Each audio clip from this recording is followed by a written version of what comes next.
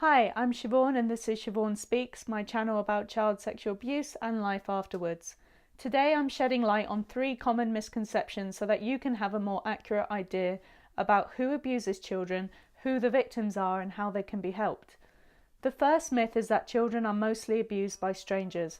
We prefer to think that dangerous people are out there somewhere and that if we follow a few common sense practices like not leaving our child alone in public, then they will be safe.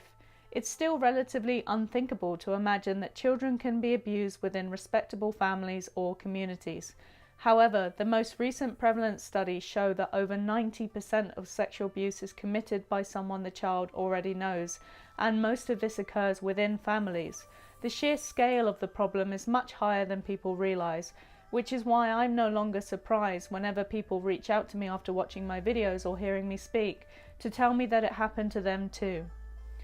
The second myth is that it doesn't happen to boys or that it happens so incredibly rarely. Not so, unfortunately. The number of boys who are victimised is estimated at around 1 in 12. In my personal experience of the many survivors I've met over the years, I'd say it's about 1 in 6 are men. This also matches evidence from America which arrived at the same proportion, 1 in 6. However, it's obviously difficult to find accurate statistics because people still have great difficulty opening up and telling someone even years after the abuse has ended. The third myth is that talking to victims about their experiences will only make it worse. Some people think that memories of abuse are best left alone and that if they ignore their friend, partner or relative's experiences for long enough, then they will just go away. I'm from the opposite school of thought entirely.